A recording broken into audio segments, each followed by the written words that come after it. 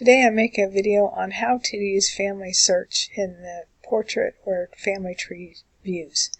I'm going to start with this landscape. Right here is the different views you can see. I'm going to start with Thomas Watts and Nancy Hargis here in the middle.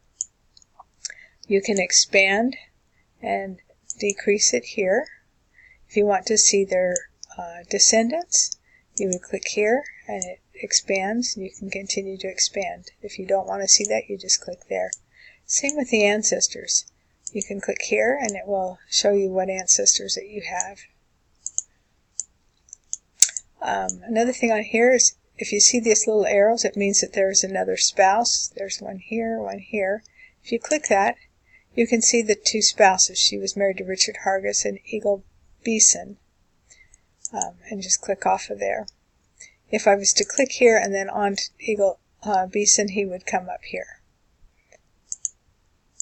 That is this view. There's these options up here. This is important. If I do not want to see these little boxes, these icon boxes, I can take those off doing it here. If I want to see research suggestions, I can click that and then put that on. If I don't want to see the portraits, I can take that off. That makes it all smaller. You can also invert the colors to see it in a different view. Okay, that is the landscape view. I'm going to click here to get rid of the options. Okay, and then we'll go to the portrait view.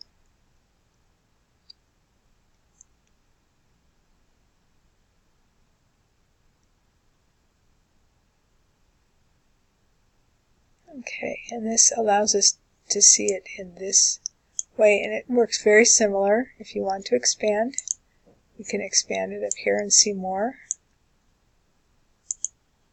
Click it off, and the same with down here.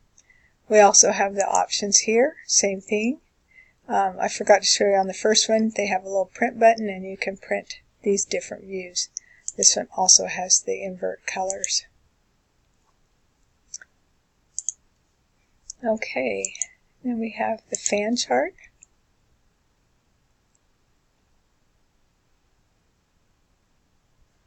Okay, and one thing I did not show in the previous views is that if I click on like Robert Watts, I can go to his tree and it will put him in the middle. So I had Thomas Watts, he was the one that was here, and so you just click on the person and then it here, and then I would click on the tree and it puts that person in the middle.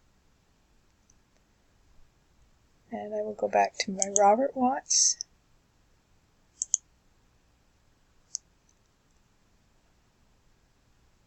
I like this view in that it's a little bit easier to see where the holes are, where you still need to research.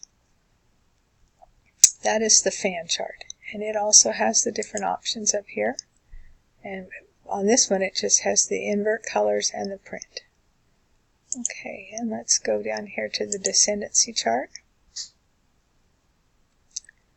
On this one, it starts with the person here, and you can expand it to see the ancestors. And then here, you can click to see more of the people. You have these different generations. So if I click 3 generations, it will show 3 generations.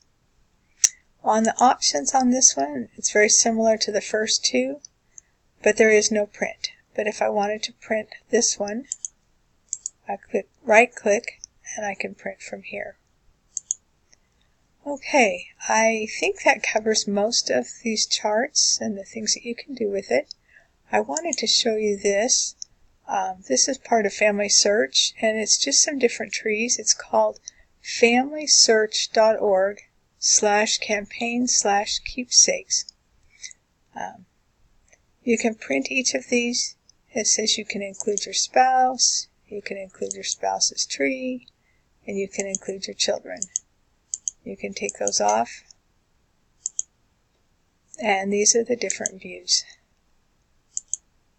They're just fun little charts that you can print or download. You can put them on these different social media sites. Okay, one other thing I wanted to show was this Pozilla. This is Family Search certified, and it has a wonderful tutorial. Excuse me. I would highly suggest you go through this tutorial. I think it's less than 5 minutes. It's a wonderful program to help you in researching your families. That's my video for today. Thanks for watching.